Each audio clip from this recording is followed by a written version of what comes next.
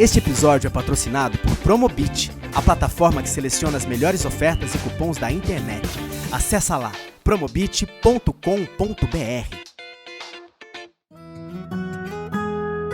Em casa, a gente conversa.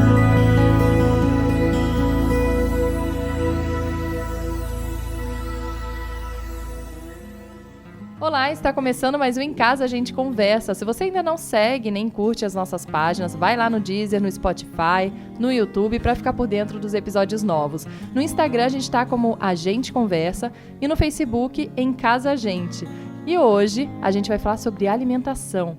Seu filho completou 6 meses, começou a introdução alimentar. Será que ele já está pronto para isso? O que podemos dar, o que evitar? Como fazer com que ele tenha uma boa relação com a comida? A maioria das crianças não vai comer como você espera nesse primeiro período. E para que criar expectativas nisso também, né? Aí você pensa, de que forma eu vou apresentar esses alimentos? E BLW, que sigla é essa? São tantas questões quando a comida entra na vida dos pequenos, mas será que precisa ser tão complexo assim? Para conversar sobre esse assunto e tirar todas as dúvidas aqui sobre a introdução alimentar e como manter uma boa relação com a comida até a fase adulta, conversamos com a Fabíola Duarte, que é educadora e pesquisa sobre a alimentação infantil e adulta sob o olhar da educação. É criadora do Colher de Pau, curso em 3 módulos sobre introdução de alimentos, comportamento alimentar infantil e comportamento alimentar adulto. E também criadora do Colher de Pau Festival, feira de comida, empreendedorismo e educação. Eu sou a Thaís Maruoca, jornalista, mãe de 3 crianças, da Maia, da Inaí e do Leão. E aqui, então, para a gente começar, Fabíola, a falar, eu queria primeiro começar sobre seguir cartilhas, né? Porque quando entra nessa fase da introdução alimentar, um monte de gente vem com cartilhas, com cardápiozinho pronto, e eu vejo assim que você é totalmente contra isso, né? Então, eu vou explicar o que eu tenho percebido. O Colher de Pau é um projeto que eu cuido há 8 anos, principalmente na introdução de alimentos, e eu tenho percebido algumas coisas. Como eu sou educadora, o meu foco é no desenvolvimento infantil. Eu percebi que o seguinte, a comida para dar certo na infância, porque eu já acompanhei crianças crescendo, ela precisa fazer sentido. Para fazer sentido, ela precisa estar ligada no campo emocional. Quando a gente trata da introdução de alimentos como um passo a passo, com cardápio determinado, com dia determinado, com quantidade determinada, quando a expectativa toda cabe numa planilha, a gente está se distanciando do que a comida é. A comida é uma experiência onde a gente se conecta com as outras pessoas que estão junto, a gente senta e come. Para o bebê comer, em algum nível, é um reencontro com o que ele já comia antes. E como saber que ele está pronto? Assim, são 6 meses, porque parece que tratam todas as crianças como se fossem todas iguais, né? 6 meses completou, vamos começar a introdução alimentar. Na verdade, como saber que exatamente o bebê está pronto? Quais os sinais que ele começa a dar para falar assim, estou pronto para começar uma introdução alimentar? São 3 principais sinais. Um é a maturidade motora, a autonomia motora.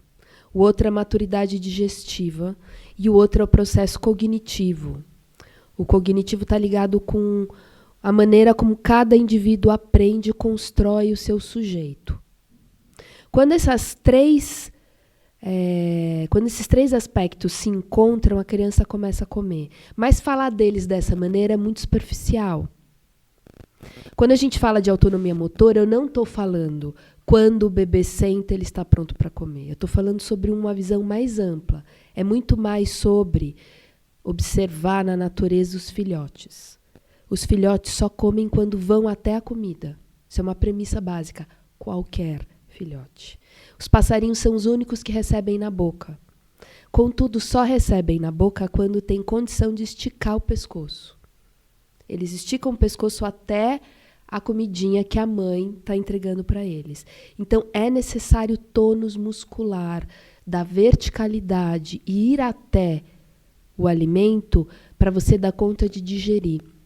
Existe uma relação direta entre tônus muscular, da verticalidade e do movimento, com tônus muscular digestivo.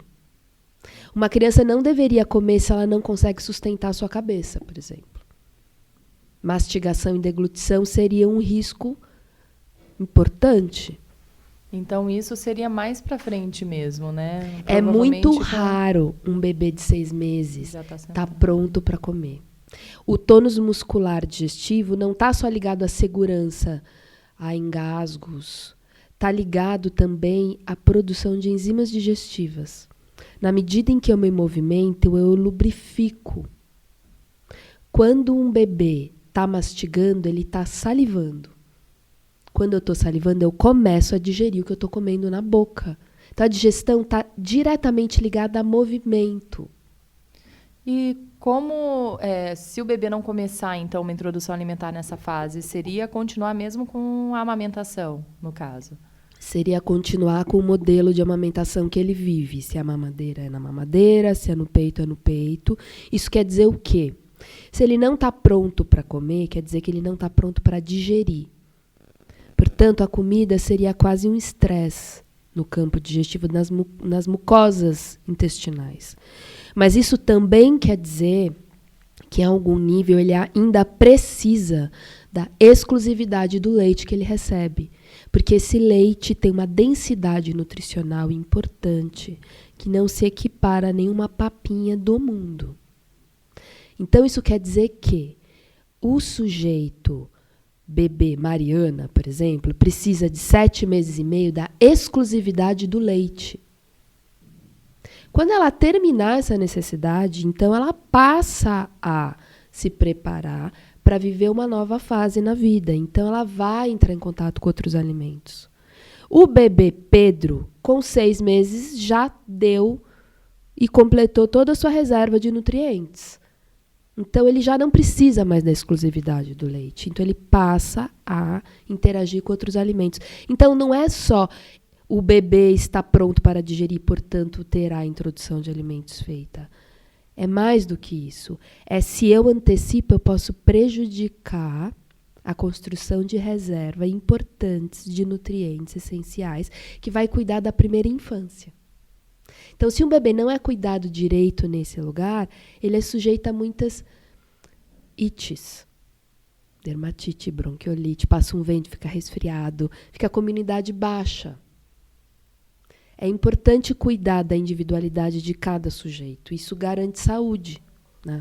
E acho que também tem uma coisa muito comum, é quando começa a introdução alimentar, as mães acham que o bebê já vai começar a comer e de não precisar mais mamar, que já vai satisfazer, matar a fome, tudo, né, no primeiro mês.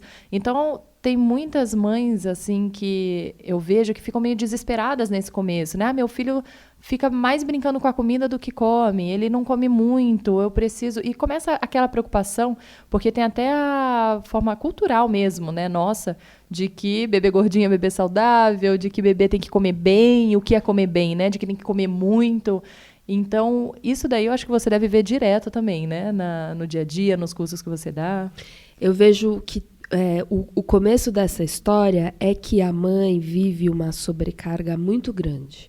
Quando chega a época da introdução de alimentos, ela vê aquilo como uma experiência que vai aliviar a exclusividade que ela vive de cuidados ali alimentares com o bebê. Então, finalmente, ela vai poder dar menos mamar e poder dividir isso com uma outra fonte de alimentação. Então, é quase um alívio que ela vislumbra, né? Então, tem um pouco disso também. Fora isso, tem sim a crença cultural de que a criança que come bem é a criança que come muito. Comer bem é comer o suficiente. Então, eu acredito que a educação alimentar é muito mais a gente estar afinado com fome e saciedade do que a gente achar que tem que ter 5 cores no prato. Isso é importante, mas eu acho que isso é a leitura superficial sobre do que se trata a educação alimentar. Na introdução de alimentos é um momento onde a gente pode começar a abrir o campo dessa experiência, do bebê comer na sua necessidade e no seu tempo. Uma criança que come quando está com fome, que para de comer quando está saciada, é um adulto que come na medida certa no futuro. E como, porque assim, é difícil, né, acalmar o coração de uma mãe sabendo que a criança não come tanto quanto ela desejaria, né, que comesse, né, que é algo, isso mesmo, cultural, de achar que tem que comer mais. O ideal seria, então, que os pais definissem o que o filho come e o filho definir, então, a quantidade que come? Porque eu acho que acontece tendo muito essa troca, né, de papel. Mães que querem que o filho coma, e aí fala, nossa, mas meu filho não come essa comida, ele só come bolachinha, ele só come não sei o quê, e se eu não der isso para ele, ele vai passar fome. Eu vejo muito isso acontecendo, assim, de mãe preocupada porque o filho não come, e aí deixa o filho escolher o que ele quer comer em relação à comida não saudável mesmo, que é o que ele acaba querendo mais, e não come coisas saudáveis. Assim, qual seria esse papel? Assim, os pais deveriam se preocupar menos com a quantidade que o filho come, só que mais com o que ele deve comer em qualidade da comida? Então, eu vejo 2 questões na sua pergunta. Uma é que é importante a criança comer na quantidade que ela sente que é o suficiente para ela. E cada caso é um caso. Então, quando eu falo isso, eu estou falando de modo geral, mas a gente pode observar que em alguns casos mais dramáticos, uma criança que come pouco pode sim estar comendo pouco para ela. Isso pode ser um sintoma de alguma coisa que precisa ser cuidada na vida dela ali. Então, quando eu digo isso, é importante a gente não naturalizar todas as crianças que, entre aspas, comem pouco. Algumas podem estar comendo o suficiente, outras podem estar com alguma questão e estão precisando comer mais, mas estão levemente deprimidas, ou estão estressadas, ou estão etc, etc, etc. Como a mãe vai reparar isso, saber essa diferença? É muito difícil a mãe rapidamente identificar o que está acontecendo, porque ela está muito envolvida nos cuidados. Mas a primeira estratégia para você começar a treinar o olhar é desautomatizar os protocolos. Então, a primeira coisa é não achar que tem que comer tal quantidade ou tem que comer tal hora. Quando a gente sai dos protocolos alimentares, a gente começa a treinar uma escuta e estar mais em atenção do que está vivendo uma vida automática no que concerne a alimentação. Não é um treino fácil, porque a gente cresceu sob esse protocolo. Tem que desconstruir. Tem que desconstruir, inclusive, na gente. Tá? Então, é um assunto muito importante de olhar individualmente. Mas, de modo geral, o que eu digo é: quando uma criança não quer comer, ela não deveria ser forçada a comer. Então, num caso qualquer, filho, você já está satisfeito? Estou satisfeito, mamãe. Então, tá bom, querido. Porque que a gente não entre numas de, come só mais uma colherada, vai. Quando a gente insiste, o que acontece? Ele pode estar comendo sem estar precisando, isso não é bom para a saúde. 2, a gente pode fazer com que ele coma, ele pode comer, e eu perco a oportunidade de perceber que ele não está comendo. Caso ele não estar comendo signifique que ele está levemente deprimido, por exemplo, eu não vou perceber, porque ele comeu sob o meu pedido. Insistir que ele coma pode significar ele comer mais do que precisa, ou pode significar eu perder a chance de perceber que tem alguma coisa ali que precisa de atenção, entende? E mais pra frente, pode ser um adulto que acaba criando alguma... não tem uma boa relação com a comida, que acaba comendo sem ter fome, até um pezinho lá na compulsividade, isso daí também pode ter alguma relação com isso? Para um adulto ficar compulsivo, ter algum distúrbio alimentar importante, eu tenho observado que ele precisaria ter vivido sistematicamente a infância sendo forçado a comer. Então, não é um dia, não é um mês. É um tempo estendido aonde ele é obrigado a comer. E obrigado a comer pode ser só levanta da mesa quando comer. Aí a criança fica horas na mesa, até que come porque quer sair para brincar. Ou, não quer comer? Então tá bom, levanta, mas eu vou guardar o seu prato no forno. Na hora que você tiver fome, é aquilo e frio. Isso é outro jeito. Ou sobremesa também? O outro jeito é o chinelo do lado do prato. Então, as maneiras de forçar uma criança a comer são muitas. A sobremesa é uma chantagem. Você só come a sobremesa se comer tudo. Aí o que acontece? Eu vou ficando aficionado pela sobremesa. Ela fica assim num pedestal, porque eu vou ter que suportar essa comida que para mim é insuportável para eu merecer algo que eu almejo muito. Ela vai ficando assim incrível. Então, quando eu como com grandes emoções. Se isso eu vivo sistematicamente na vida adulta, quando eu tenho uma dificuldade, eu falo, nossa, eu tive um dia muito difícil, gente, eu mereço um bolo de chocolate. Ou, estou muito aflita com tal assunto, nossa, eu mereço isso, porque daí então eu vou ficar mais reconfortada na minha aflição, então eu preciso de um chameguinho, vou comer. Nossa, essa sou eu totalmente. Essa é todo mundo. Todo mundo usa o doce como um confortinho, porque a gente bebe água com açúcar na infância, na década de 80, quando a gente se machuca. Na década de 80 era assim. Você caía, você estava chorando, aparecia voando, não sei de onde, um copo com água com açúcar na sua frente. E alguém falava, não, é para acalmar. E você toma água para acalmar, água com açúcar. Então, o açúcar é um assunto importante. Fora que também você vai dar um presente para alguém, é docinho, tudo é relacionado para essa comida, né? Vai ter um evento em família, vamos fazer um churrasco, vamos fazer um jantar, um almoço, tudo é em volta, assim, em torno de comida. Eu percebo, assim, que eu sou super movida a comida. Vamos para lá, nossa, o que será que tem para comer? Nossa, lá tem um restaurante gostoso, vou levar minhas filhas, vou levar nesse lugar que tem um café super gostoso, um café, assim, né, que venda salgados, coisas gostosas. Eu sou muito movida a comida. Sim. Eu amo comer. E eu tento mudar um pouco essa relação de não viva para comer, mas coma para viver, mas para mim é quase impossível. Você acha que tem, então, algumas relações com isso, a infância ou não? Realmente tem pessoas que vão ser completamente ligadas à comida, outras não? Porque eu vejo até em casa 2 filhas que são criadas da mesma maneira, e as 2 são completamente diferentes. A minha primeira filha, ela trouxe um monte de questão assim pra gente. Foi uma batalha assim pra gente vencer no começo, porque ela, com 6 meses, eu comecei a introdução alimentar. Ela, até 1 ano e pouco, ela comia no máximo uma banana o dia inteiro e mamava ainda. E aí, depois, quando eu comecei a tirar o mamar, porque eu estava já grávida, não queria amamentar os 2 ao mesmo tempo, eu comecei a tirar a amamentação. Foram uns 3 meses tirando. Quando eu tirei, ela começou a comer um pouco melhor, mas mesmo assim comia muito pouco. Então, a gente começou a fazer, nossa, ela não está comendo, ela precisa comer. E dá esse desespero, né? A gente que é mãe está lá, como assim ela não está comendo? E eu vi ela crescendo. Dos 8 meses aos 11 meses, ela não ganhou nada de peso. Então, foi também uma preocupação. Mas aí, depois, eu via cabelo crescendo, cabelo brilhante, unha, pele. Você vê assim, ela não está com a saúde ruim. Né? Tava sempre animada, sempre brincando, com energia. Aí eu falava, então não preciso me preocupar tanto. Mas como relaxar com uma criança que não come nada, né? A gente fala um nada, mas às vezes você vai buscando, não. Ela come um pouquinho, aí eu começava a reparar quando ela pedia alguma coisa ao longo do dia. Queria comer uma castanhazinha, uma coisa, eu sempre deixava.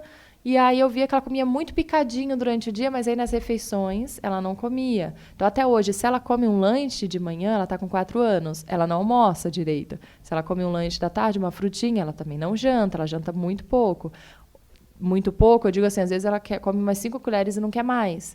Mas ela começou a comer assim, mais mesmo, depois dos 2 anos e meio, que realmente, ela comia um prato, e eu nunca ponho muito, mas ela comia um prato bem, e aí eu comecei a tranquilizar. Mas até então era o quê? Vamos fazer bolinhos de legume, vamos mudando a consistência, mudando o tipo de comida, tentando fazer assim tudo possível para ver se ela comia. A gente entra assim no desespero, apesar de ter participado de cursos, ter lido sobre isso, a gente tem que realmente estar o tempo todo tentando desconstruir o que passaram para a gente nossa vida inteira, o que é bem difícil, e a gente relaxar, né, em relação a isso. Como que faz, assim? Porque tem muitas mães em grupos que eu ia, com certeza tem muitas mães que vão se identificar, assim, com a minha história, porque tem muitas crianças que realmente não comem, assim, comem muito pouco, né?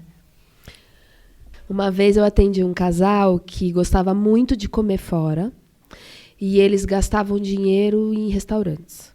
Não pagavam as contas, mas a prioridade era sair para comer. Eles curtiam muito comer. Como você falou sobre você. Eu acho maravilhoso quem gosta de comer. Não é ruim. É incrível. Eu também amo comer. Muito bem. Aí nasceu a filha. E quando chegou na época da introdução de alimentos, eles foram ficando tensos. E eles achavam que tinham que fazer uma comida, entre aspas, especial para o bebê. Que fosse uma comida assim cozida no vapor, uma comida assim orgânica, uma comida... E foram fetichizando a comida. E foi ficando uma comida técnica. E eles foram ficando duros. Então, nas horas das refeições, eles sentavam para comer e tinha aquela comidinha que eles olhavam e sentiam que era um pouco insossa, mas era muito saudável na cabeça deles.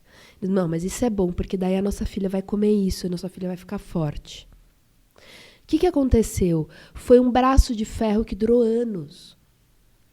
Porque eles tinham entendido que criança tem que comer, entre aspas, uma comida saudável.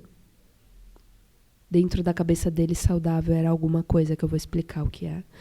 Então, essa criança ficava sob a pressão de comer e eles ficavam esperando quando aquilo tudo ia acabar para eles finalmente voltarem a comer o que eles sentiam que era comida. E aí, no curso, eu perguntei, mas o que vocês gostam de comer? A gente gosta de comer estrogonofe, por exemplo. Eu falei, qual que é o problema da sua filha comer estrogonofe? Ah, vai molho de tomate, vai creme de leite. Eu falei, qual que é o problema da sua filha comer isso? Ah, não tem problema? Eu falei, não tem problema. E eu sei que eu vou falar uma coisa que é polêmica, mas não tem problema nem na época da introdução de alimentos.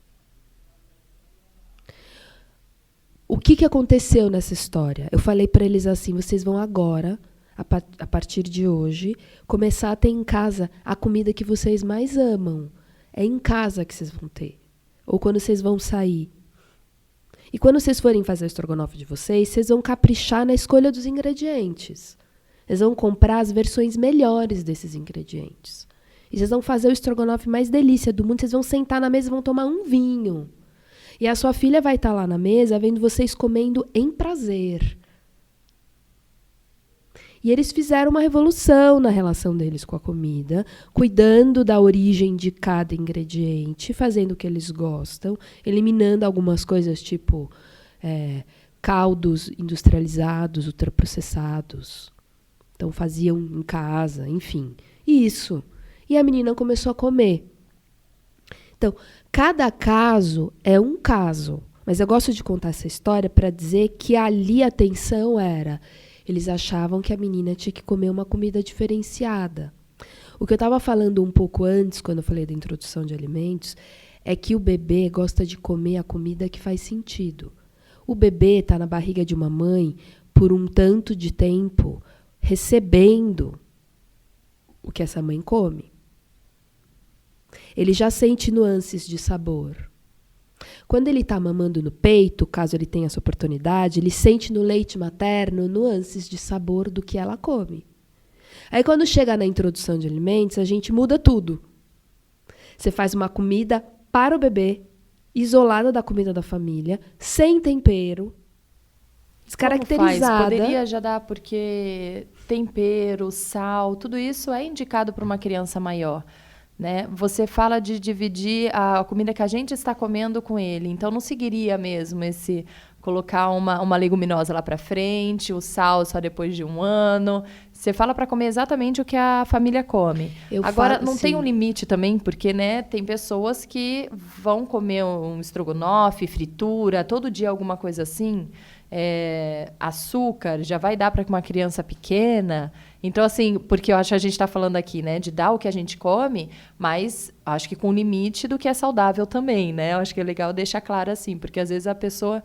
Ah, não, legal, então eu como isso, eu como uma batata frita um dia, uma fritura no outro dia, vou incluir isso também na refeição dele, né? Não quis dizer isso. O que eu estava dizendo é que, primeiro, antes de entrar no campo da saúde, o que acontece para o bebê quando come a comida que na família já se come, é um encontro simbólico do que nós temos comido há gerações. Isso significa reencontro, familiaridade e segurança. Na natureza, os filhotes comem o que suas mães comem, porque isso significa que eu não vou ser envenenado na floresta. A mamãe está comendo esse negócio aqui, eu vou comer também. Eles não comem sozinhos. No começo, eles comem o que a mãe está comendo. Isso é segurança, então isso é instinto. Um bebê humano... ele vai por essa linha também. Inclusive, espontaneamente, ele atacaria a comida do prato do seu cuidador. E acontece mesmo. Porque ele está no colo. Em algum momento, ele quer pôr na boca o que o cuidador está pondo também, imitando. Então, a primeira coisa no campo do simbólico, do cognitivo, do psíquico, o que se dá é, para o bebê, faz sentido comer a comida que a família come. Acontece que temos um problema na nossa cultura. A indústria de ultraprocessados, invadiu nosso território da tradição alimentar, interrompeu o bastão que a nossa bisavó estava passando para a gente. Então, agora a gente come comida ultraprocessada. A nossa bisavó, quando era bebê, não.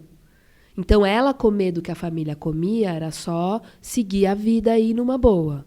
Hoje em dia, a gente tem que parar para pensar no que a gente está comendo. E a gente melhora a nossa alimentação, né? Então, quando eu falo uma família tem que pensar que o bebê vai comer a comida da família, eu tô querendo dizer, minha filha, vamos ver o que vocês comem em casa, porque se o casal gosta de comer estrogonofe, não tem problema, mas você tira os caldos ultraprocessados que você compra lá, você vai tirar o glutamato monossódico, você vai tirar várias coisas e vai escolher, como eu disse, os melhores ingredientes, que são o quê? Os feitos de comida de verdade, os que você lê o rótulo e você entende tudo. Quando você lê o rótulo de uma coisa e tem coisas que você não entende do que se trata, não compra. Se você não sabe de que pé aquilo nasce, você não compra. Se aquilo não nasce do chão, você não compra. Pode nem ser alimento, né? Não é alimento. Aquilo é alguma manipulação da indústria, é algum plástico, é algum corante artificial.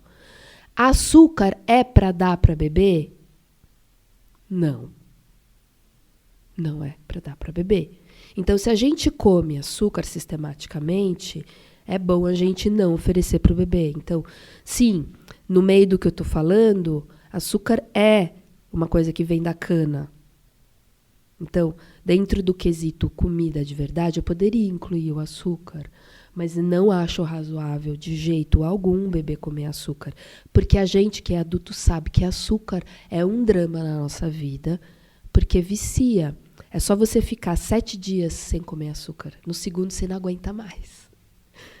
Se você ficar 2 dias sem comer banana, sem comer arroz, sem comer um ovo, se aguenta? Aguenta.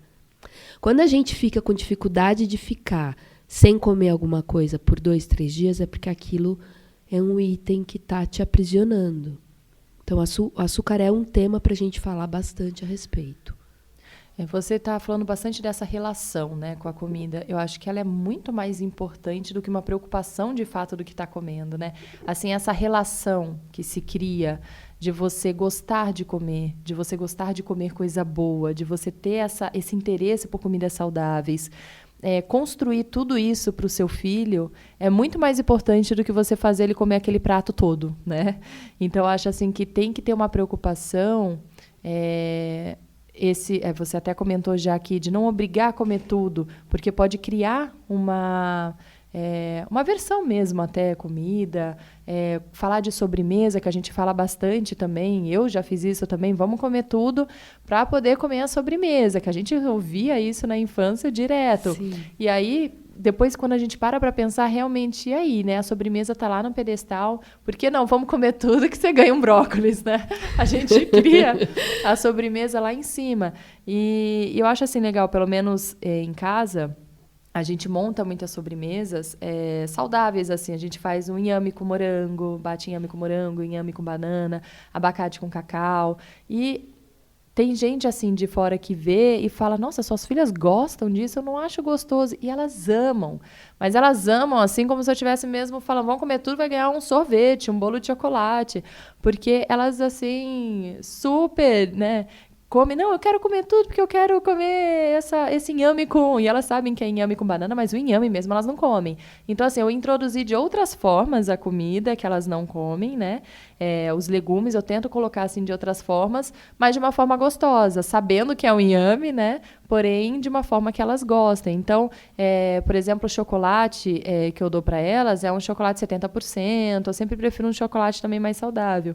E quando a gente vai numa loja, que elas já vão direto no chocolate 70%, a vendedora, nossa, mas é criança gostando disso? Eu acho horrível. Então, eu acho que é um costume também, né? Do que você vai apresentar, da forma que você apresenta para a criança, para ela criar essa relação e ver uma comida saudável como algo gostoso, né? Que pode ser gostoso e é muito gostoso. Só que daí a gente entra isso, assim, também nas mil maravilhas, né? Porque quando você vê no dia a dia mesmo o prato do almoço das minhas filhas, eu sempre ofereço um legume, sempre coloco lá.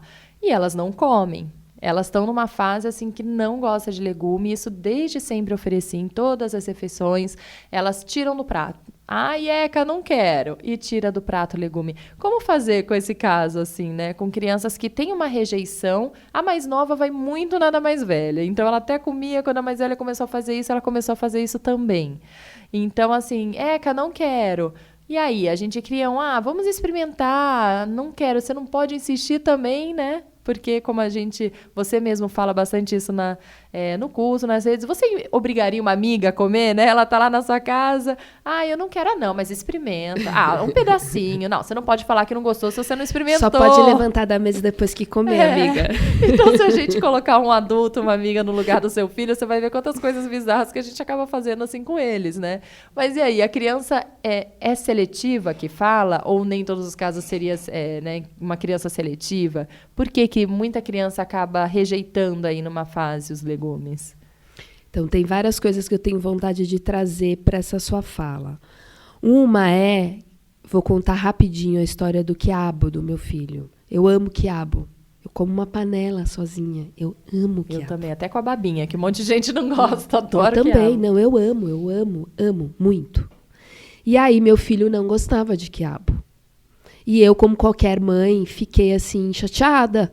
Porque eu amo quiabo e sei que quiabo é nutritivo, tem todo um discurso que a gente internaliza. E fiquei preocupada dele não comer quiabo, como qualquer mãe. Mas como esse é um campo que eu estudo, eu fui testar como cuidar disso na prática. E nunca insisti, mas segui fazendo, porque eu gosto. Fiz assim, fiz assado, fiz de várias maneiras. Ele nunca quis, nunca. Mas eu não desisti de fazer para mim. Teve um dia que ele quis experimentar. Ele tinha uns 7 anos, demorou um tanto de tempo para esse grande dia então acontecer na minha vida. O que aconteceu? Na hora que ele quis experimentar, eu falei, tá bom, fique à vontade. E aí ele pegou... O coração até acelera, não, né? Eu fiquei fingindo que não estava emocionada nessa hora. Eu falei, meu Deus, é hoje. Aí tinha um quiabo na assadeira, ele pegou o quiabo inteirinho com a mão, pendurou assim, balançou, observou, viu que tinha pelinhos, toda uma experiência sensorial. Ele pôs na boca e chupou. E as bolinhas todas fez plu, plu, plu, na boquinha dele. Ele falou, mãe, que engraçado, as bolinhas saíram na minha boca. Aí ele pegou outro e foi fazendo outras experimentações. Ele foi percebendo um monte de vivências que ele podia viver com o quiabo. E quando eu vi, ele comeu um monte. Agora ele come quiabo. Ele sempre come. Mas ele come porque ele teve o tempo de quando ele quis experimentar. E ele experimentou interagindo ludicamente. Quando a gente fala para uma criança, tem que experimentar, o que acontece é que a camada lúdica cai fora da cena. Tem que pelo menos experimentar, filho. Se você não gostar, não come. Ele experimenta porque é pedido a experimentar. Mas boa parte do prazer está ameaçado nessa cena. Quando você deixa ele sozinho na direção algum dia, ele vai com a curiosidade, que é o tecido do lúdico. Posso acreditar, então, que um dia elas vão querer. Pode acreditar que um dia elas vão querer, mas você pode contar com a possibilidade delas não quererem tanto quanto eu nunca vou comer buchada. Não vou. Um legume ou outro, tudo bem, mas tem todos, negar eu não todos, vou. Eu acho que em algum momento elas vão começar a aceitar, né? E é muito de fase também, né? Negar todos é um campo que precisa observar. Mas eu vou seguir na segunda história. Meu filho é um menino típico físico, que gosta de correr, que gosta de skate, que gosta de velocidade, que gosta de pegar a bicicleta e descer as escadas todinhas. Ele não gosta de salada. Ele não gosta de comidas amenas. Ele não gosta dos clássicos naturebas. Mas ele não perde um pote inteiro de rabanete fermentado. Ele não pode ver um pepino em conserva. O que eu estou querendo dizer? Que eu demorei muito tempo para entender que ele não ia comer o vegetal do jeito que eu como. Que é o clássico da salada com azeite, limão e sal, cheia de folhas verdes. Ele não suporta essa ideia. Para ele, vegetal é forte, é curtido. Então, eu faço vegetais fermentados, chucrute, rabanete, qualquer vegetal fermentado, quando eu faço, ele come, tudo não sobra para mim. O que eu estou querendo dizer com isso? Que muitas vezes o estilo de uma pessoa é o que ela vai tender a comer no estilo das comidas. A gente às vezes insiste em umas apresentações e perde a oportunidade de ler quem são os comedores, os sujeitos que vão comer. E aí eu percebi que dá mais certo meu filho comer os fermentados do que eu achar que ele tem que comer salada. Contudo, a terceira história que eu quero contar é que eu amo salada. Eu cresci comendo salada.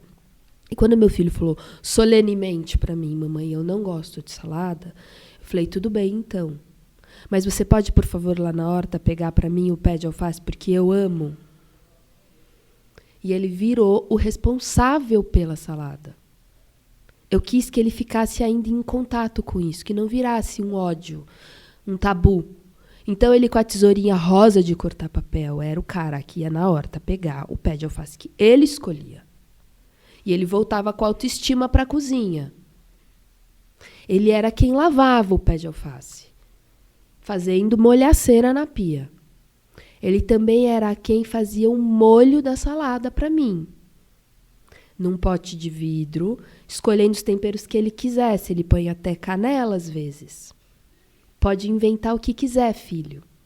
Põe os vidros lá, os temperos. Fica à disposição, eu nem olho.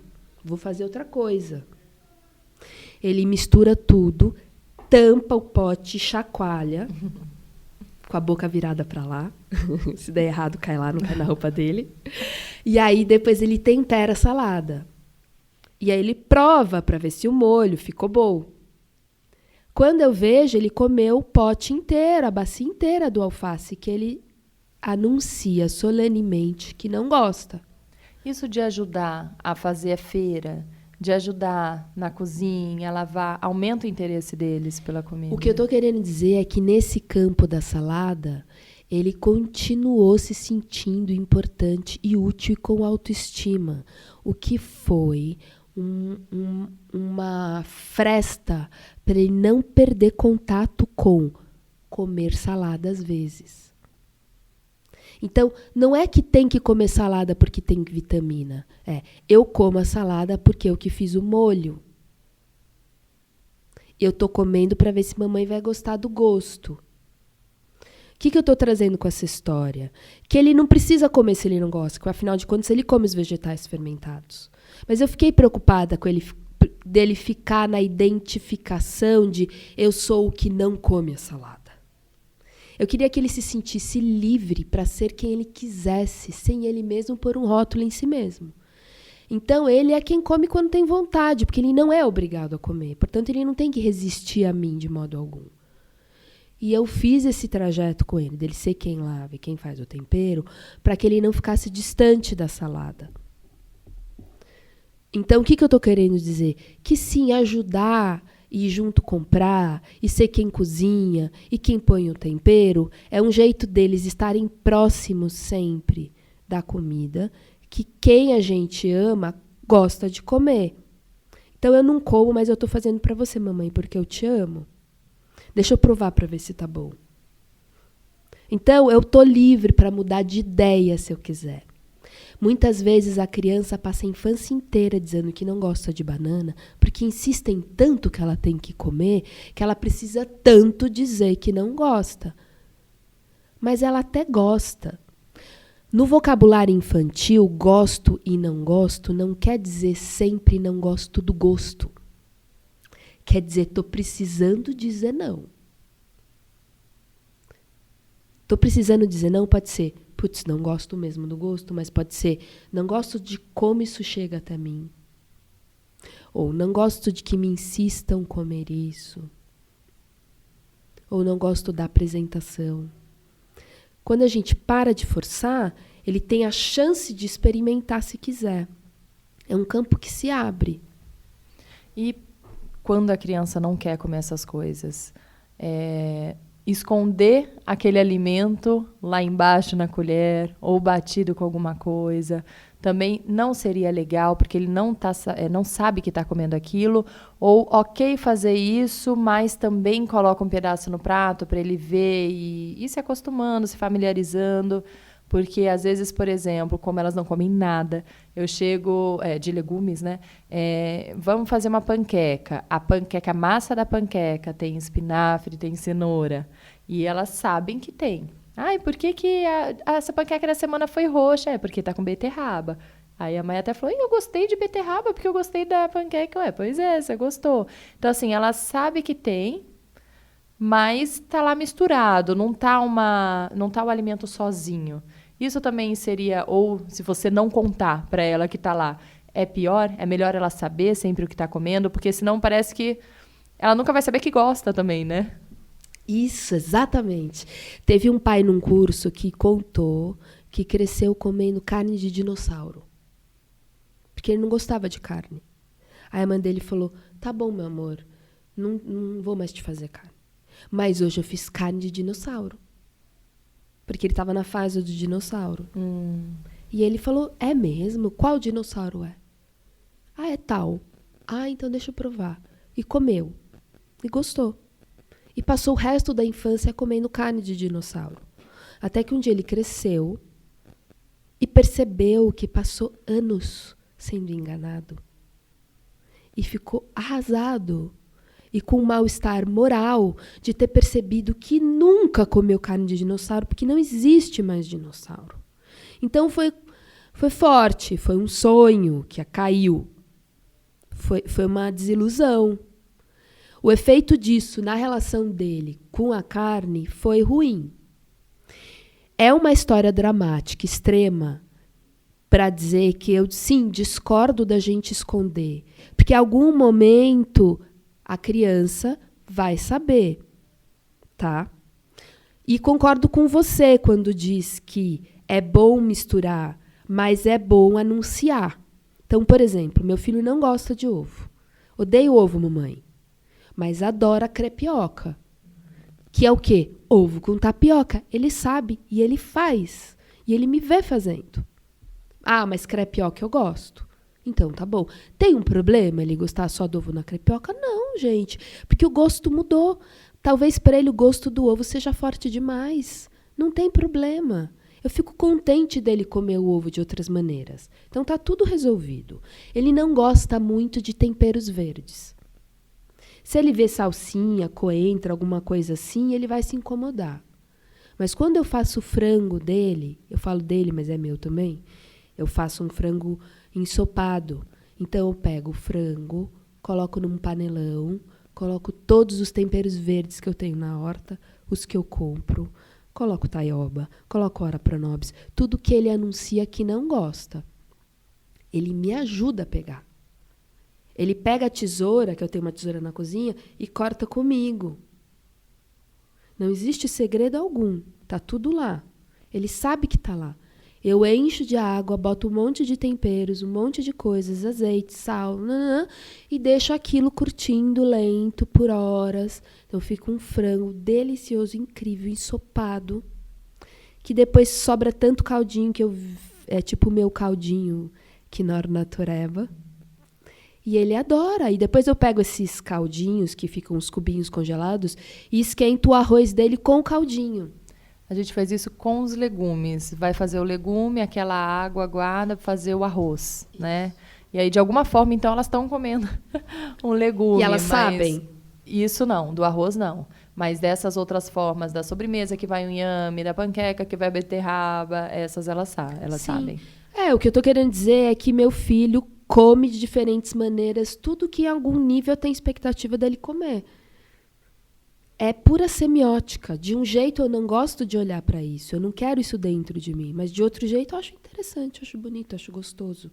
Então, esconder a comida não é bom. Mas a gente não vai largar a mão dos cuidados alimentares das crianças. A gente vai procurar outras maneiras de fazer as mesmas coisas. E vamos ver se eles gostam. Então, às vezes, meu filho não gosta de comer brócolis de um jeito oficial, que é lá na mesa. Tem arroz, feijão, uma travessa de brócolis. Mas se eu pego e faço brócolis assado, bem temperadinho, quase queimadinho, com alho, faço um molho de tahine com limão, azeite e sal, e a janta hoje é pegar o brócolis e molhar e comer o molhinho, entende o que eu quero dizer? Quando você muda o formato, muda a apresentação, e agora a gente vai comer juntos com a mão nessa baciona, porque é isso que tem, não deu tempo hoje. A gente vai comer com a mão hoje. Às vezes a coisa do protocolo é tão dura que vai perdendo o prazer. Sentar junto com um bacião de salada, muitas vezes é como a gente janta. Porque eu estava corrida, eu pego uma bacia, boto tudo que está lá, tempero, filho, é isso hoje. A gente senta juntos os dois, come juntos e depois ele compete comigo para beber o caldinho. Mas se eu boto na mesa salada lá e tem que pôr no prato, ele não quer. Entendeu? Apresentar de formas diferentes. É apresentar de formas diferentes e você curtir de verdade a proposta que está propondo. Quando a gente fala de BLW, né, o que significa essa sigla? Quais as vantagens de apresentar os alimentos, então, de formas separadas, assim? Eu acho que é mais ou menos o que a gente está falando agora também. O BLW quer dizer Baby Led Weaning, que quer dizer o bebê que lidera a própria alimentação / desmame. Na Inglaterra, weaning, desmame, quer dizer o primeiro dia em que o bebê começa a comer até o último dia em que ele termina de mamar. Então, é um longo período na vida. Então, se um bebê começa a comer, vamos lá, imaginar, com 6 meses e meio, e ele para de mamar com 5 anos e meio, imagina uma criança que mame muito tempo. Ele teve um desmame de 5 anos. Então, baby-led weaning quer dizer bebê que alimenta a si mesmo no seu processo de alimentação / desmame. É um processo estendido na vida. O que é isso? É o resgate histórico de como sempre comemos antes de inventarem o protocolo da papinha e o protocolo da introdução de alimentos. Na época que as nossas bisavós eram bebês, elas atacavam a comida da família. Então, da família esquimó, víscera de pássaros e banha de baleia. Da família indiana, comida temperada. Da família chinesa, da família baiana, da família mineira, da família com a comida local. E comia com as mãos. Então, o BLW é uma tese de mestrado de 2 estudiosas pesquisando como era e trazendo os benefícios cognitivos. Existe um aprendizado multidisciplinar quando eu sou o protagonista, aumento da autoestima, aumento do vínculo com a comida, e quando eu como com as mãos, aumento o prazer. Indianos comem com as mãos. Africanos comem com as mãos. Um pai, uma vez no curso, me contou que as 2 tias com a mãe se reúnem uma vez por ano, são nordestinas. Para comer com as mãos? Para comer com as mãos. Ninguém pode ver porque elas têm vergonha. Elas se reencontram, as 3 irmãs, fazem as comidas preferidas e comem com as mãos. Fofocando, contando as notícias, falando da família, como é que vai a vida, comendo com as mãos. É muito prazeroso mesmo, mas você vê, por exemplo, uma criança, até quando você vai deixar ela comer com as mãos totalmente? Porque minha filha está com 4 anos, tá a colher lá, ela sabe comer de colher.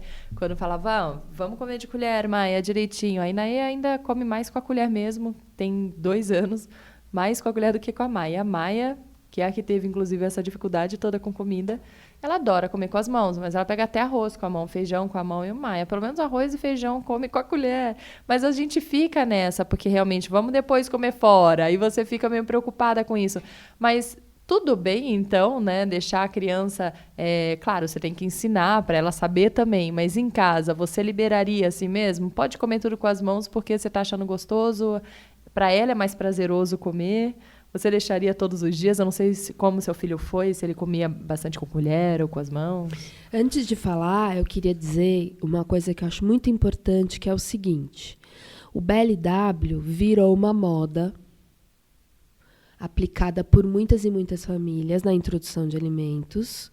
E muitas famílias dão um Google, uma pesquisa rápida ou num grupo. Fazem uma síntese rápida, muitas vezes superficial, e aplicam esse, entre aspas, método, que não é um método, é só um lembrete. Tipo, gente, era assim, tá? É só isso. E aí usam isso com uma expectativa de que por isso o bebê vai comer. Ou por isso o bebê vai comer muito. Eles estão usando o BLW como um novo protocolo. Antes era papinha. Agora o BLW. Quando a gente usa um protocolo qualquer para cuidar da alimentação infantil, a gente, de novo, está caindo no mesmo erro. Que é se distanciar da escuta e da espontaneidade que deveria ser comermos. Então, a provocação que eu trago é que o BLW não pode virar a nova fórmula de sucesso, tá? Para isso a gente precisava conversar especificamente dele. Mas falando do comer com a mão, o que eu quero dizer é que quando um bebê começa a comer com a mão, ele está diminuindo o risco de engasgos vertiginosamente, está preparando todo o tecido digestivo para salivar e se preparar para receber aquilo. Está aumentando a satisfação e está, talvez, se prevenindo de alguns itens que causassem alergia alimentar nele. Então, o BLW, que é comer com as mãos, pode significar muitos benefícios para a alimentação desse bebê. No que concerne as etiquetas sociais, que é um assunto que você trouxe agora, que é, poxa vida, mas comer com as mãos... O que acontece? O que aconteceu no meu caso? Vou usar ele como um exemplo, mas que é um exemplo comum. A gente tinha talheres em casa. Eu tinha, o pai dele tinha. E tinha talheres, meu filho chama Harry, para o Harry também. Ele não dava bola para os talheres, mas os talheres estavam lá. Talheres de criança, de silicone, aqueles que não machucam. E meu filho comia com as mãos e às vezes eu dava também de colher. Alimentos amassados grosseiramente. A gente não foi pela onda da papinha. Muito bem. O que aconteceu com os talheres dele? Não tenho ideia. Eu não sei que dia que ele começou a comer com talher. Eu não vi. Algum momento eu parei de reparar nele comendo. Ele parou de ser o foco da minha atenção. Ele parou de ser vigiado. Eu percebi que quanto mais eu vigiava ele, o quanto ele comia e o que ele comia, mais ele ficava constrangido, sem privacidade. Se eu ficar sendo observada por alguém comendo, eu vou querer parar de comer. Pensa, é a mesma coisa. Se eu ficar sendo observada, se eu como rápido, se eu como devagar, se eu pauso o talher, se eu como com a mão, o que eu escolhi do meu prato, vai chegar uma hora eu vou ficar tímida. A criança também. A gente passa a infância deles observando eles comendo. Quando o meu maior exercício, trocando em miúdos nesses anos todos, com o meu filho, usando ele como meu cobaia, é eu não ficar vigiando ele. Por isso que eu digo que eu não sei quando, porque realmente eu não sei quando ele começou a comer com talher. Mas ele comeu, porque a gente parou de olhar para ele, parou de ser o centro da atenção e a gente começou a comer, tomando um vinho enquanto come, cuidando da nossa comida, do nosso prazer. Comendo comida gostosa. Volta para o caso lá do casal que comia estrogonofe. Fazendo comida do jeito que a gente curte. Cuidando na hora que compra. E depois fazendo lá o que deu vontade hoje. Isso fez com que o campo ficasse relaxado. E ele não comesse mais sendo vigiado.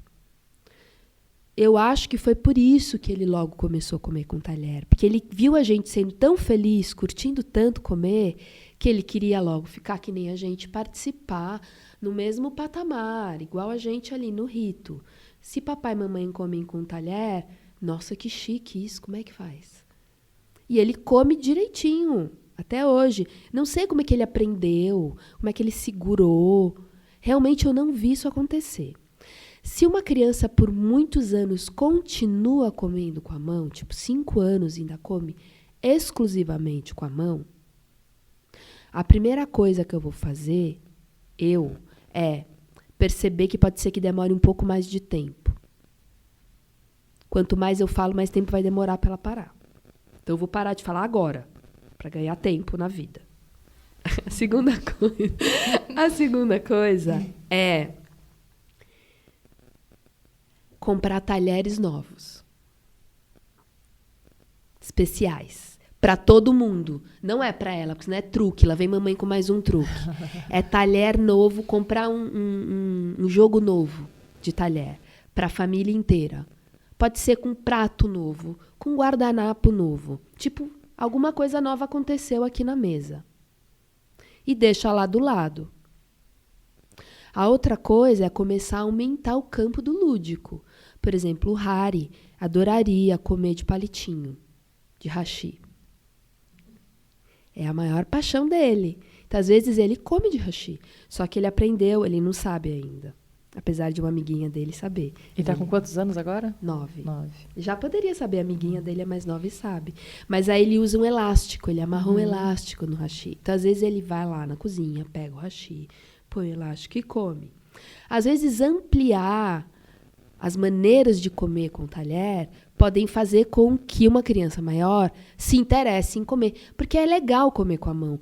O que faz eu querer comer com o talher? Uma coisa muito mais legal ainda? Investir nisso pode ser a médio e longo prazo um jeito da criança começar a migrar para o talher. Essa novidade eu acho legal, né? De ter uma novidade. Sim. Eu lembro que quando eu fiz um curso com você, que a gente uniu umas amigas na casa da Juliana para poder conversar sobre isso. Aliás, super legal aqui, viu, gente? Quem estiver ouvindo, pode chamar ela. Você monta uns grupos, né, Fabiola, para atender, para conversar especificamente sobre seu filho, sobre isso. Sim. E aí eu lembro que você comentou de tentar fazer um ritual legal, né, numa refeição, colocar uma toalha de mesa diferente, pratos, né, diferentes. Isso já chama uma atenção. E outra coisa que mudou muito, a Maia, ela nunca foi muito de beber água. E aí a gente colocou um filtro pequenininho, que você também sugeriu, na altura delas. Outra coisa que eu fiz, que eu mudei, coloquei todos os copos, todos os pratos, tudo na altura delas, no armário embaixo. E primeiro que super me aliviou. Durante o dia era uma coisa, mãe, pega água, pega água. Elas pegam sozinhas e elas querem pegar água no filtro. Então, no começo, eu até achei que fosse ficar alagada a cozinha por muitos dias. Mas não, foi 1, 2 dias que elas quiseram brincar um pouco com o filtro e pronto. Mas aí, hoje em dia, elas pegam a água. Hoje mesmo de manhã, Inaê, tô com sede, vou beber água. Vai fazer 3 anos ainda. Foi lá, pegou o copinho, foi no filtro, pegou água, bebeu, virou o copo inteiro. Então, assim, você chamar a atenção, né, de uma outra forma, colocar uma coisa divertida, uma coisa na altura delas, algo que elas se sintam especiais e divertido mesmo, né, comer ou beber água, enfim, você mudar um pouco essa relação, né? Quantas vezes eu não falava, Maia, você não está bebendo água, filha, bebe água, e ela não queria beber. E agora ela ainda não bebe tanto, mas já ajudou, já começou a beber muito mais do que antes. E eu ainda aqui pegando aqui a deixa sobre as duas, de como as duas são diferentes, a Inaê, ela sempre comeu demais da conta, e a Maia foi sempre muito pouco. Também precisa ter uma preocupação com quem come muito ou não? Ela sabe também o limite dela. E outra pergunta também seria sobre dar um rótulo, né, para as filhas, porque a gente acaba meio que de forma automática comentando, elas ouvem, a Maia come um pouco menos, a Inê come muito. E eu percebi isso de uns dias para cá, de como isso pode ser ruim para ela ouvir até que ela come muito, porque é sempre como um elogio das pessoas de fora. Como eu acabo postando algumas histórias da Inaê, com a relação dela com a comida, tudo é movido a comida para ela. Ela chega na escola, eu vou buscar, e aí, Inê, como foi seu dia? Ai, comi isso, isso, isso. Então, assim, ela sempre joga para comida. E aí, eu sempre comento as histórias dela, que acabam sendo engraçadas, mas eu tô rotulando ela de uma forma, porque eu percebo assim, vão amigos em casa e, Inaê, quem que é a que mais come no mundo? Inaê, quem que mais come que não sei o que? E aí eu parei, eu falei, gente, eu tô rotulando minha filha dessa forma, que também eu acho que é prejudicial, né? Tanto para menos, quanto para mais. Então, eu queria falar dessas duas coisas, assim, tanto de é prejudicial em algum ponto, se eu deixar ela comer o quanto ela quiser, e também essa questão de rotular os filhos. A coisa de comer muito, a gente deve ficar atento, sim, e aí observar algumas coisas. É comum comer muito se a gente está distraído. Então, por exemplo, Quando a gente está comendo, vendo televisão ou trabalhando no computador, a gente tende a comer mais do que precisava. A criança também. Então, criança que come com telas, e se fala, nossa, como meu filho come muito, pode ser que ele esteja comendo mais do que precisa, porque está distraído. E estar distraído significa não só me excedi e meu tubo digestivo está muito cheio, isso talvez seja ruim para a minha saúde, mas mais do que isso estou me distraindo quando o sinal de saciedade apitou. Tudo que eu quero é que o meu filho saiba quando está com fome e quando está saciado. Que é um exercício difícil, eu sinto isso para mim também. Exige de mim muita atenção. Eu falar, nossa, eu comi. Ainda cabe mais um pouco, mas eu já estou saciada. Essa coisa do espaço vazio, parece que ainda você precisa comer mais. O que é estar saciado? É estar cheio? Entende? Por que eu não sei direito esse lugar? Porque eu cresci num tempo em que comer bem era raspar o prato. Ah, fulano come bem. Eu cresci escutando isso. É magra de ruim. Nossa, come o dia inteiro.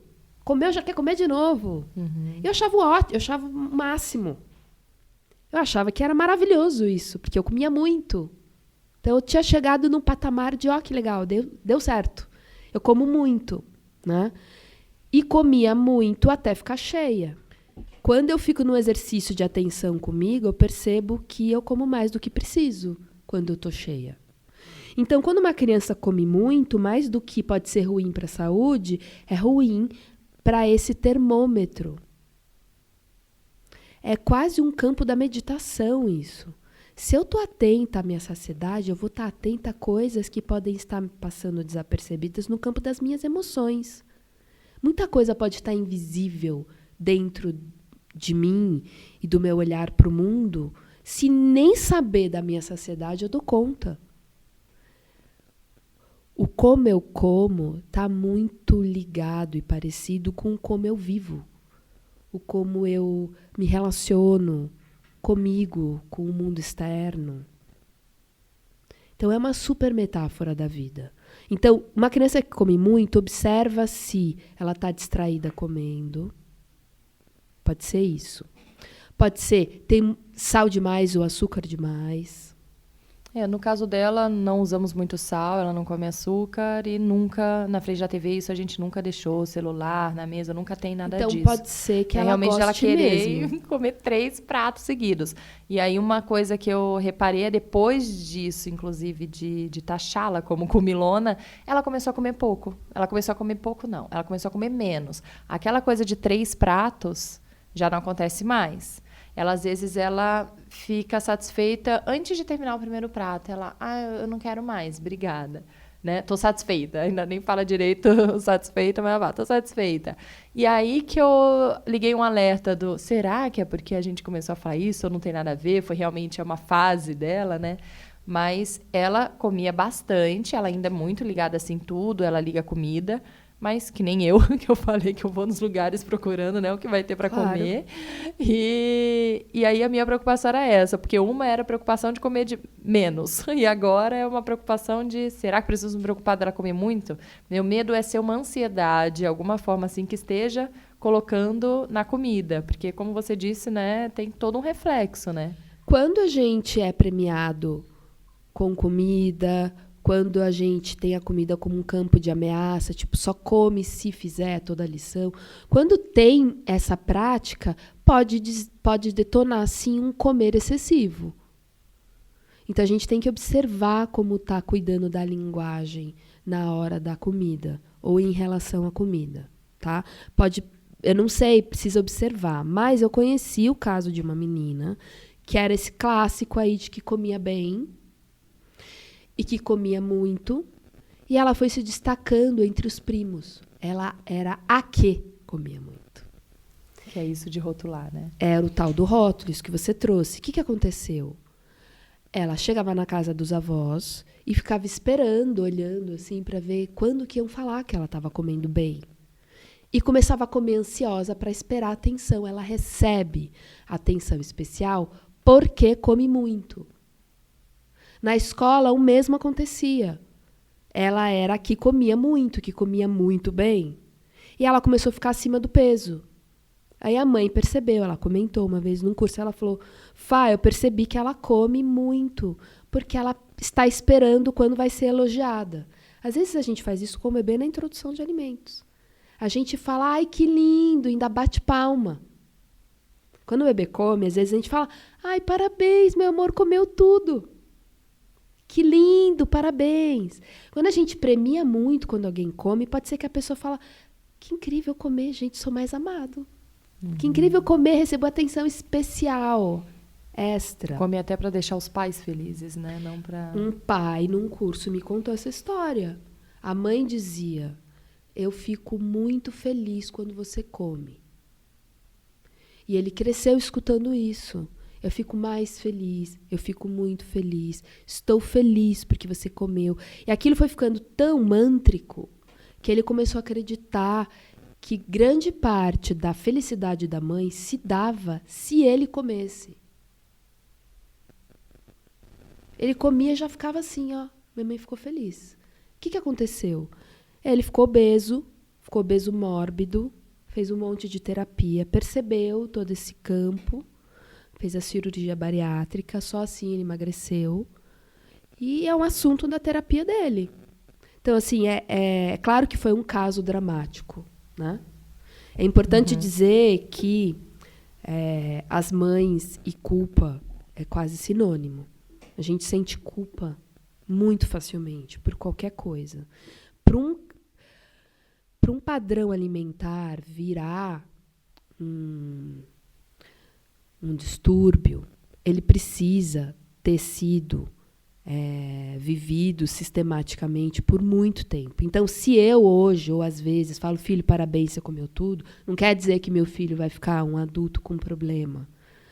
Ele precisa ter sido, ele precisa ter vivido isso muito tempo. 1 ano, 2 anos na vida, tá? Então, acho importante dizer isso para o pessoal não ficar achando que, pronto, meu filho agora está condenado. Meu Deus, hoje eu falei.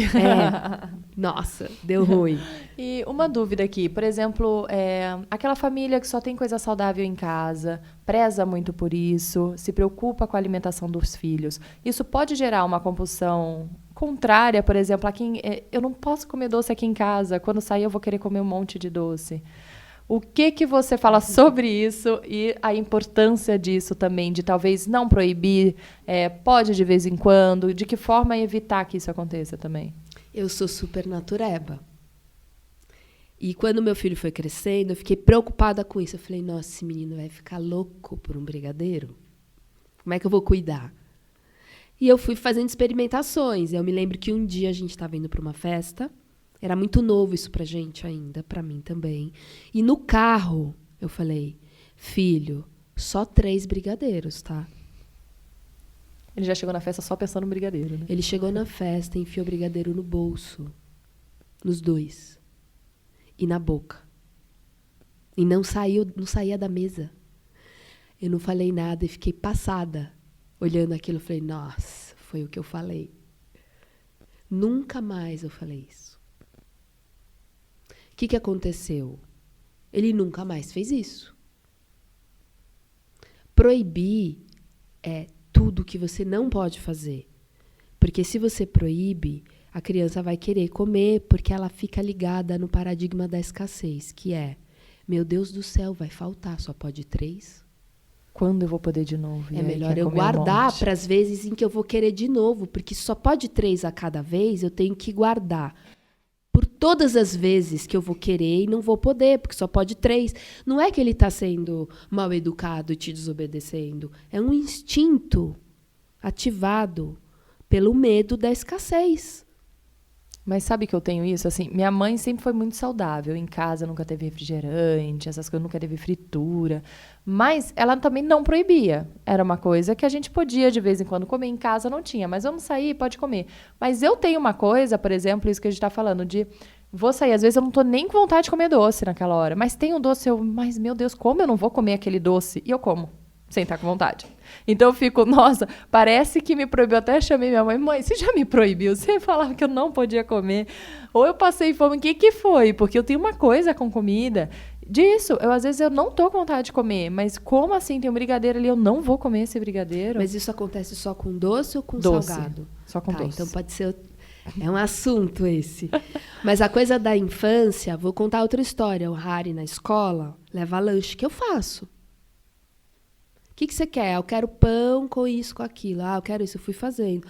Aí eu fui percebendo que voltava o lanche. Por que tá voltando, filho? Aí um dia ele me falou, mamãe, eu como escondido. Eu falei, por quê? Porque eu tenho vergonha. Eu falei, por quê? Porque os meus amigos levam saquinhos. Eu falei, nossa senhora, o que eles levam?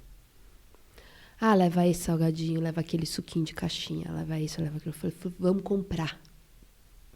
Não quero que você coma escondido. Quero que você fique feliz.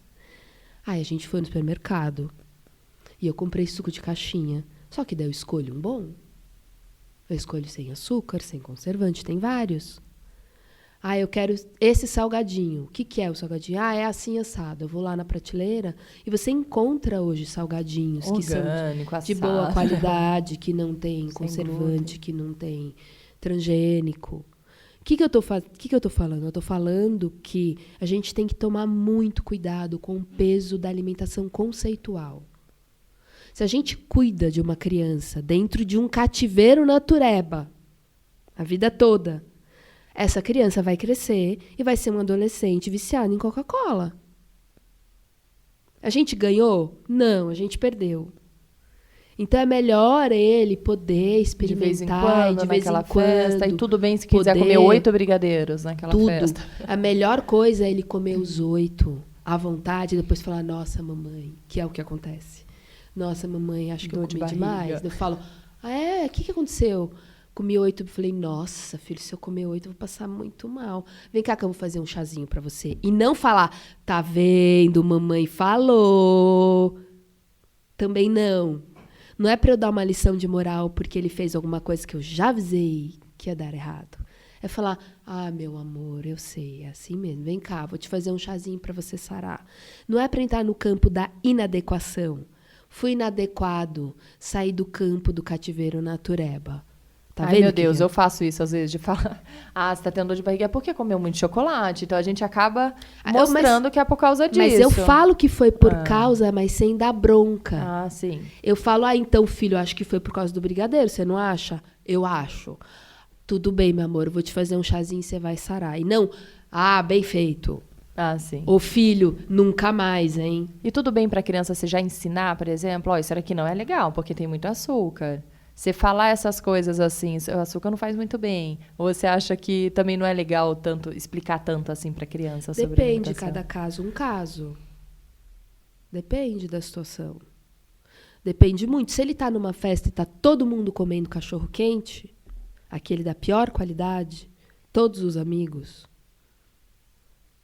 e eu odeio esse cachorro quente, é feito de papel, aquilo.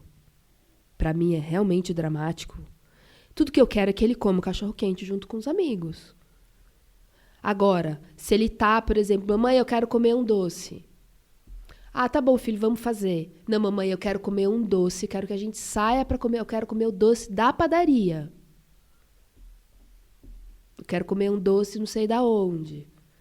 Eu saio com ele, escolho o melhor lugar dentro do que eu acredito, aonde tem. Então eu vou num lugar que eu sei que as pessoas fazem com os melhores ingredientes do mundo, tem a mesma cara de qualquer doce comum do mundo. Meu filho não sabe sobre gordura hidrogenada e manteiga. Ele não precisa estar cuidando da vida dele nesse nível, é muito grave. É muito peso. Quem cuida sou eu.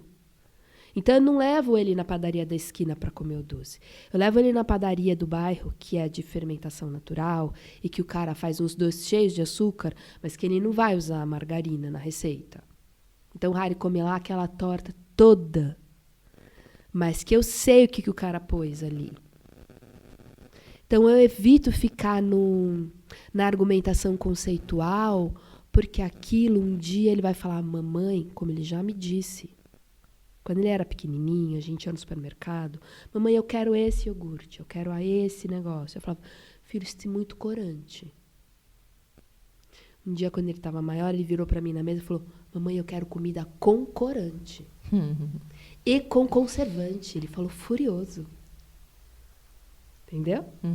Eu entendi. Você desperta uma curiosidade pro que é o proibido, né? Ele quer conhecer o mundo. Sim. Tá lá. Ele é o único que não vai comer. Entendeu? Quando você fica com muita conceituação, chega uma hora e fala: meu Deus do céu, mas todo mundo come isso? Eu quero saber o que é, pelo amor de Deus. Que experiência é essa que se dá no sujeito que come aquilo que todo mundo come? O que é? Eu quero experimentar isso. É um campo do social. Ele vai morrer, ele vai ficar doente, ele vai ficar com colesterol alto se ele comer uma bisnaguinha? Não.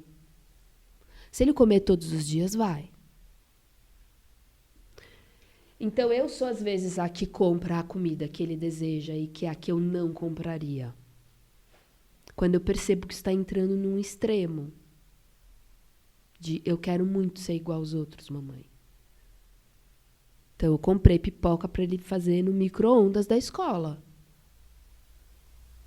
E tudo bem de vez em quando, né? É que a Tudo, gente mas tem fica boas qualidades no mercado. Sim, sim. Mas eu não fico falando, filho, essa eu comprei porque não é com milho transgênico, não tem glutamato monossódico. Eu simplesmente olho e falo: tá bom, mamãe vai comprar. Ele se sente parte do grupo, fica feliz que a mamãe comprou e sai do peso de ser o filho natureba da mamãe. Ele não precisa ser o filho que come bem, o perfeito porque ele é meu filho, que vai na festinha e não come o brigadeiro. Ele pode ser uma pessoa normal. Voltando um pouco aqui para a relação da comida assim, na hora da alimentação. Em relação a cadeirão, por exemplo, é uma coisa que eu vejo lá nas redes sociais que você fala de não prender a criança no cadeirão. Às vezes seja até motivo, né, de jogar a comida no chão, que ela não quer estar lá presa ou não quer mais comer. E também de crianças querem entrar tanto no cadeirão quanto crianças que saem andando e às vezes tem pais que vão andando atrás, né, para dar comida. E crianças mais velhas que também não param na cadeira, né, que fica levantando, quer ficar brincando. Tudo isso você acha que são casos de, é porque não quer comer, não está interessado, porque às vezes eu observo isso também. Quando minhas filhas estão com fome, elas sentam e comem. Aí quando já começa, eu acho que a desinteressar um pouco, já começa a levantar, brincar, e a gente volta aqui, né? Esse seria o momento, por exemplo, de, ok, não quer, então pronto, recolhe a comida, porque do que ficar obrigando ficar sentada e correr atrás, né, dando também colher, jamais. Eu não gosto da ideia de correr atrás, porque quando você está correndo atrás, quer dizer que a criança está correndo. Se ela está correndo, há o risco dela comer tão desatenta, fazendo outras coisas, mastigando mal, engolindo de qualquer jeito. Ela pode engasgar, ela não está salivando, mastigando direito, portanto, ela não vai digerir direito, portanto, ela não vai aproveitar. Portanto, não está nem faz percebendo, sentido. né, que está comendo. Ela não está percebendo que está comendo, o que é ruim. Uhum. Mas, para a gente que está preocupada com nutrição, ela também não vai aproveitar muitos nutrientes disso. Então, é meio sem sentido. Não precisa fazer isso. É ruim para ela e ela não aproveita nutricionalmente. É melhor não quer comer, não come. Não corre atrás de uma criança, tá? Só para finalizar, eu queria ler duas mensagens assim que eu separei aqui de pessoas que enviaram pelo Instagram. Uma fala já do filho mais velho. É a Cíntia. Minha sogra tem esse problema em casa. Meu cunhado tem 16 anos e criança não come direito. Ele só come batata frita, pão de queijo, salgadinhos. A única exceção é a comida que a avó dele faz e que o menino come depois da escola. O que fazer para que esse jovem consiga introduzir hábitos alimentares melhores? A avó faz uma comida diferente da batatinha frita? Não entendi essa pergunta. Não sei também. Eu acho que ele gosta, ele come a comida da avó, que eu acho que é diferente disso, é algo saudável, mas é a única comida que ele gosta. Fora a comida da avó, ele só come batata frita e essas outras coisas. Então, pelo que eu entendi, parece que quando ele tá na casa da mãe, ele só come batata frita e essas comidas. Mas quando vai pra avó, ele come a comidinha da avó. Foi o que eu entendi também. Tá.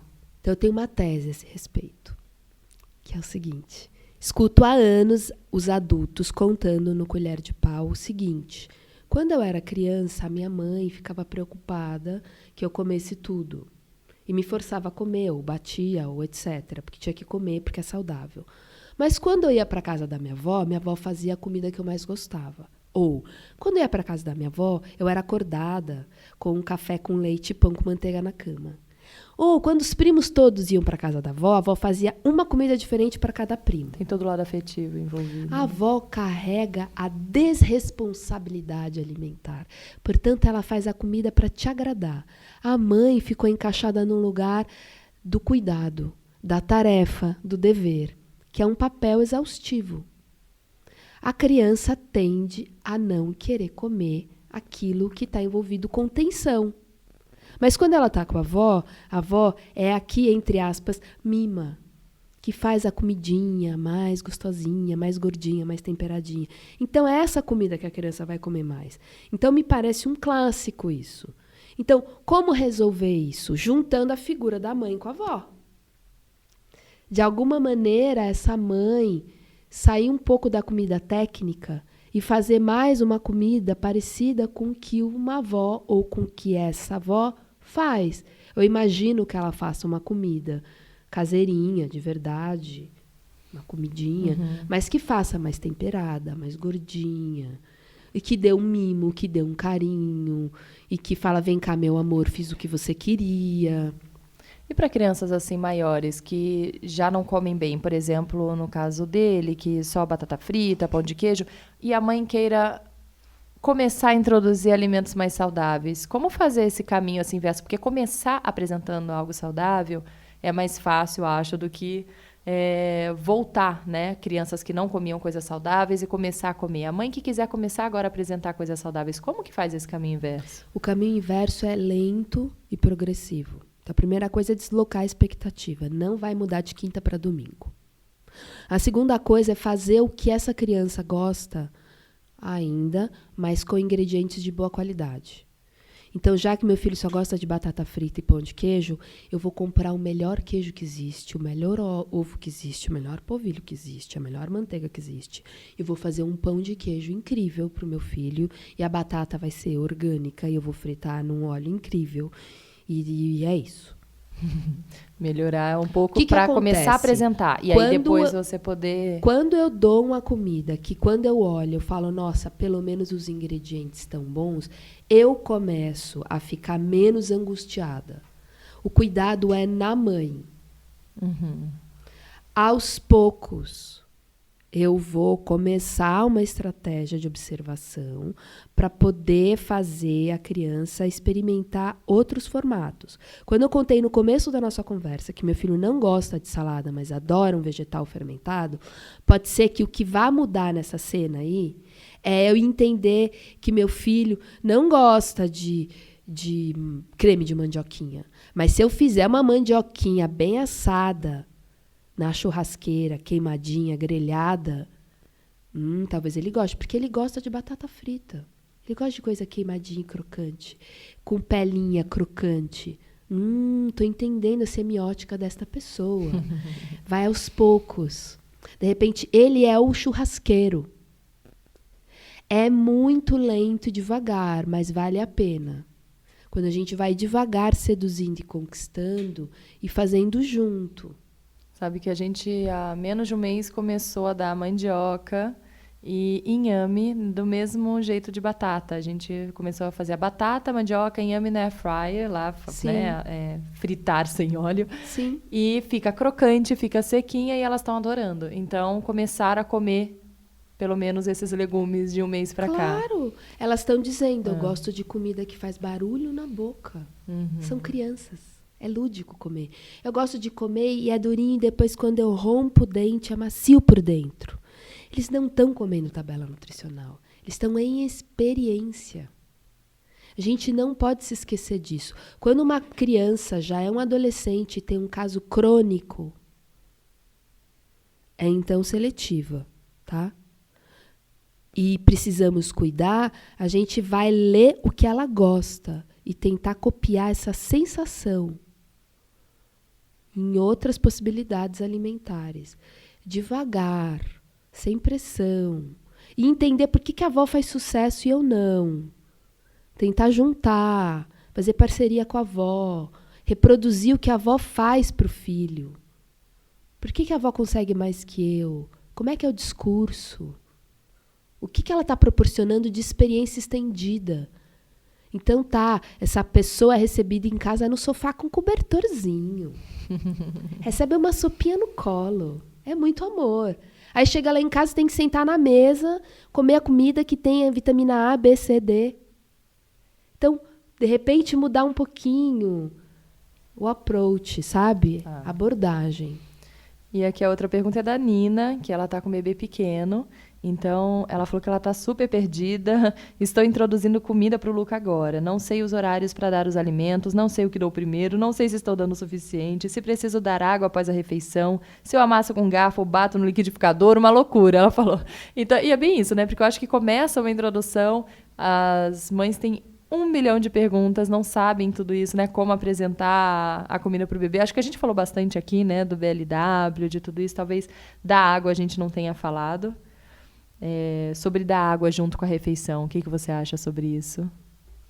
Bom, tentando responder E também ela, batido no liquidificador ou não? Né? Tentando responder ela, primeiro dizer que é difícil responder assim, porque essa é uma resposta que eu demoro às vezes um dia inteiro.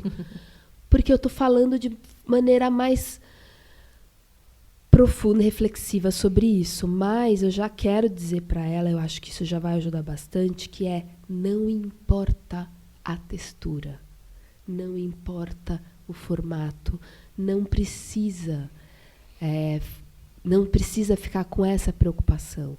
É muito mais importante ela, ao invés de saber que dia ela vai começar a oferecer a comida para o bebê, mais do que isso, para ela esperar ver o bebê tentando pegar. Mais do que, meu Deus, que dia no calendário que eu começo ele está tentando pegar? Sobre o dia, o que eu tenho para responder em uma frase é isso. Sobre o formato da comida, a primeira coisa que eu tenho para te dizer eu acho o BLW incrível, é um dos tripés do Colher de Pau, mas ele pode ser tóxico para a família se a família tem pânico de pedaço. Não é para fazer. Então é para o cuidador escolher a textura que o cuidador se sente mais seguro. Não é só sobre um bebê comendo. É sobre um cuidador cuidando de uma nova fase na cultura familiar. Se eu vou ficando tensa, eu vou ficando tensa. Isso é ruim para mim, então é ruim para o bebê. Então essa mãe tem que escolher o formato em que ela está respirando enquanto está oferecendo para o bebê. Se para ela pedaço é ok, vai no pedaço. Se para ela amassado grosseiramente é melhor, vai no amassado grosseiramente. Se para ela o melhor é dar na colher, dá na colher. O que eu tenho para dizer sobre a colher? O Colher de Pau, que é esse curso que eu dou, tem 3 módulos, mas começou com a introdução de alimentos, tem 8 anos. Eu faço uma vivência com os participantes, os adultos, de olhos fechados. São 4 etapas. Na primeira etapa, eles recebem uma colherada de papinha. Eles estão de olhos fechados.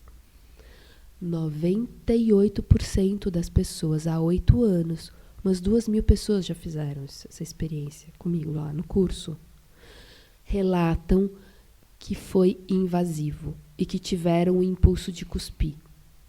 Eles não fizeram porque é feio.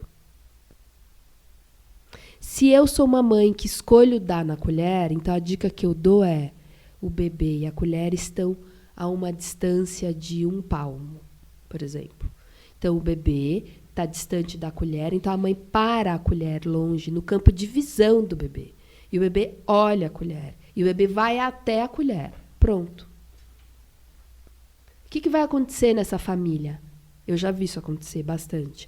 A mãe fica tão encantada que o bebê vai até a colher que no passar das vezes ela vai ficando mais segura para daqui a pouco deixar o bebê pegar a colher, que é o que ele vai fazer, da mão dela.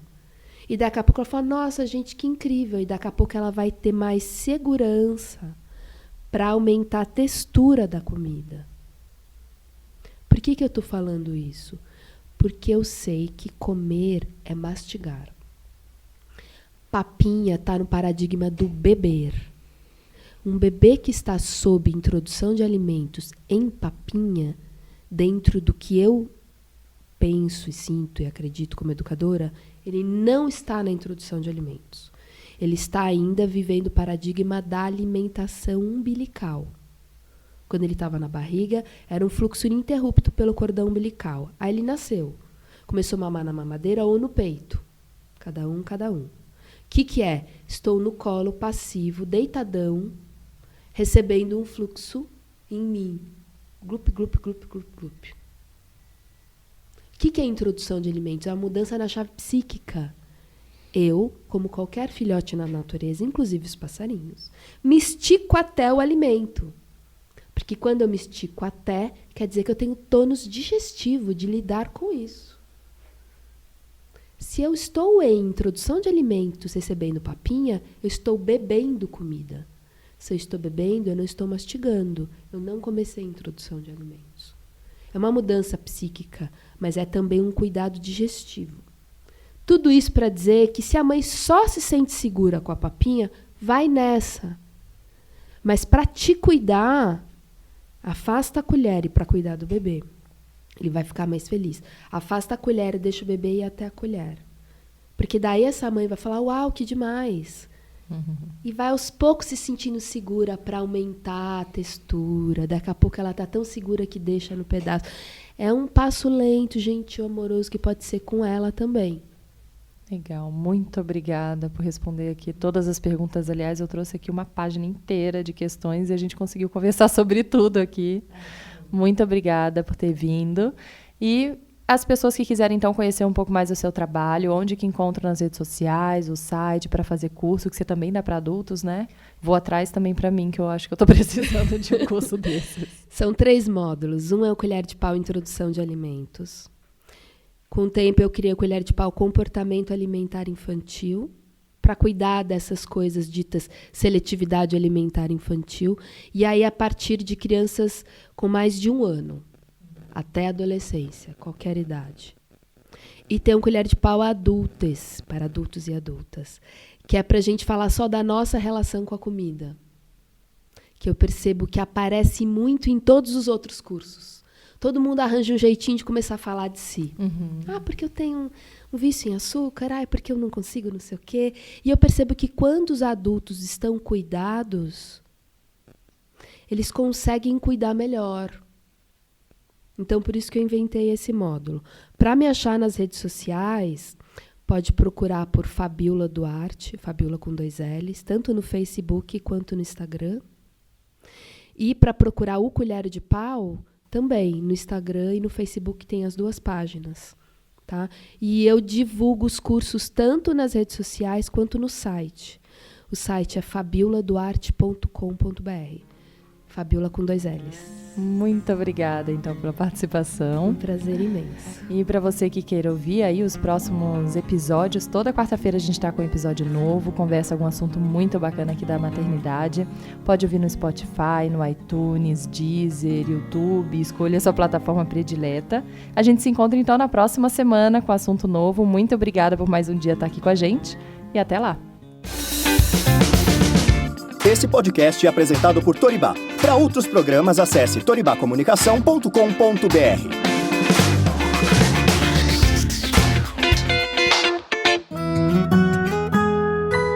Em casa a gente conversa.